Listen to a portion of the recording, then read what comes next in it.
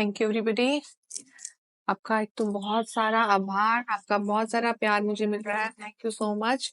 आज हम Karma calling number 3 की बात कर रहे हैं। नंबर 3 के लोग कैसे होते हैं या उनको कैसा कर्मा करना चाहिए। हाँ, वो लोग कैसे होते हैं इसके बारे में ज्यादा चर्चा नहीं करेंगे क्योंकि हम कर्मा कॉलिंग की सीरीज पे काम कर रहे हैं। ठीक है, तो नंबर 3 के व्यक्ति कैसे मिलेंगे आपको। इनका रिस्पेक्ट आप देखोगे, हर जगह इनको रिस्पेक्ट जरूर मिलता है। लोग इनकी एडवाइस को मानते हैं, सुनते हैं और कई बार ये एडवाइस देते हुए भी मिल जाते हैं। ये ऐसा नहीं सोचते हैं कि उसको एडवाइस की जरूरत नहीं, तो कई बार ये ऐसे एडवाइस देते हुए भी मिल जाएंगे। पर हम बात कर रहे हैं नंबर 3 के कर्मा की, तो उनको क्या करना चाहिए। फर्स्ट थिंग दैट इनको जो भी प्लानिंग करनी है अपनी लाइफ में, एक बड़े लेवल पर इनको अपनी प्लानिंग करनी है। सेकेंड थिंग इनको क्या करनी है, इनको अपनी सोच बड़ी रखनी है, अपनी विश को बड़ा रखना है। ऐसा नहीं सोचना कि हाँ मुझे बस इतना मिल जाए तो ठीक है। अगर वे ब्रह्मांड से ज्यादा भी मांगेंगे तो इनको ब्रह्मांड देता है, इनको यूनिवर्स देता है, क्योंकि 3 नंबर जो बृहस्पति प्लैनेट है सबसे बड़ा प्लैनेट है। और जब ये कुछ सोचने पे आ जाता है तो ब्रह्मांड इसकी एनर्जीज को कनेक्ट करना शुरू करता है, क्योंकि बहुत ही बैलेंसिंग नंबर भी है, चीजों को बैलेंस करना जानता है।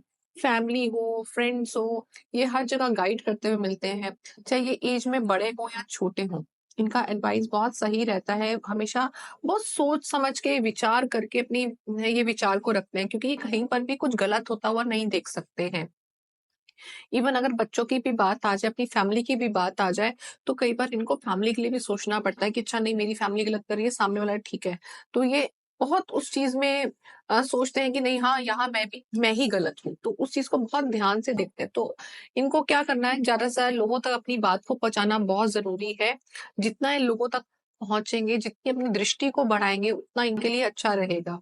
और लगातार इनको अपनी लाइफ में पढ़ते जरूर रहना चाहिए, क्योंकि 3 नंबर जुपिटर है, बृहस्पति है, गुरु का नंबर है। तो जितना ये पढ़ेंगे, कुछ भी पढ़ सकते हैं, ऐसा नहीं है कि अब वो पढ़ा लिखा कम पढ़ा लिखा तो कुछ नहीं पढ़ सकता। तो वो एक उठा के गीता पढ़ सकता है, रामायण पढ़ सकता है, कोई दोहा पढ़ सकता है, रोज कुछ ना कुछ ऐसा पढ़ सकता है जिससे एक पढ़ाई का जो अस्तित्व है उसकी लाइफ में हमेशा बना रहे। चीजों को इसको ऑब्जर्व जरूर करना चाहिए। जितनी ये चीजों को ऑब्जर्व करेगा, इसको ये समझ आएगा कि ये हुई कैसे है। उस घटना को देखें, कुछ भी काम हो रहा है, कोई भी घटना हो रही है, कोई एक्टिविटी हो रही है, उसको नोट करे, उसको ऑब्जर्व करे ये क्यों हो रही है। तो जब वो ऐसा करना शुरू करता है तो उसकी तह तक पहुंचते हुए ये इतना अच्छा ऑब्जर्व कर लेता है, तो उसका इंट्यूशन इसी वजह से स्ट्रांग होता है, क्योंकि इनका जो ऑब्जर्वेशन होता है, 1 मिनट में ही किसी सामने वाले पर्सन को देख के ये उसको एनालाइज कर लेते हैं कि ये घटना इस साथ कब हो रही। तो इंट्यूशन इन लोगों का बहुत अच्छा हो जाता है। आप इसमें एग्जाम्पल देखें तो इसमें एग्जाम्पल है इंदिरा गांधी का, क्योंकि 3 नंबर क्या है, ये भीड़ को कंट्रोल कर सकता है। 3 नंबर वो व्यक्ति है, आप जहां पे देखें कोई बड़े लोगों में अगर आप कहीं देखते हैं कि जो भीड़ को कंट्रोल कर रहा है या जो रिस्पॉन्सिबिलिटी ले रहा है, आप देखेंगे नंबर 3 का व्यक्ति है। इनको रिस्पॉन्सिबिलिटी दे दी जाए, बहुत अच्छे से निभाते हैं। लोगों में काम करना पड़ जाए, भीड़ को इकट्ठा करना पड़ जाए, भीड़ को संभालना पड़ जाए, तो नंबर 3 का व्यक्ति अच्छा ये संभाल सकता है। अब इसमें आप लाइफ पाथ नंबर देखेंगे तो इंदिरा गांधी का 3 है। इंदिरा गांधी को भी देखेंगे तो क्या किया उन्होंने, इमरजेंसीज को अकेले हैंडल किया उन्होंने। उसके बाद आप एग्जाम्पल देखें अब्दुल कलाम जी का, अब्दुल कलाम जी ने भी क्या किया, बड़ा सोचा। तो जब उन्होंने परमाणु के ऊपर काम किया, पोखरण का एग्जाम्पल कितना बड़ा हमारे सामने है कि उन्होंने लाइफ में जब भी काम किया, जो और कंट्री सोच नहीं पाई वो इन्होंने सोचा। तो ये नंबर 3 की ताकत है। तो इस ताकत को अगर हम नंबर 3 व्यक्ति समझता है तो ये उसका कर्म है, तो इसको वो कर्म समझते हुए इस तरह से वो कार्य करता है, तो अपनी लाइफ में बहुत सफल होते हैं।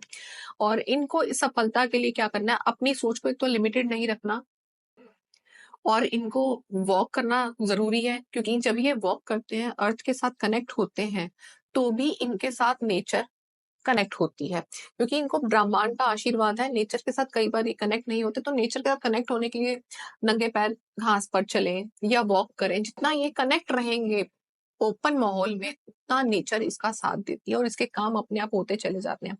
पर ये कुछ कुछ छोटे छोटे काम ही है ये जो इनको करने चाहिए। रिस्क लेना है तो रिस्क बड़ा लीजिए, बड़ा रिस्क लेंगे तो ये आसानी से हैंडल कर लेंगे और उसका रिजल्ट भी ला के दिखाते हैं। सिचुएशन किसी भी तरह की आ जाए, घबराते नहीं है। तो ऐसी अगली सीरीज के लिए, अगर आपको सीरीज पसंद आई तो आज कमेंट जरूर कीजिएगा अच्छे से, और नेक्स्ट सीरीज के लिए बने रहे मेरे साथ। नेक्स्ट कर्मा कॉलिंग लेके आऊंगी नंबर 4 की। तब तक के लिए नमस्कार, थैंक यू, जय गुरु जी।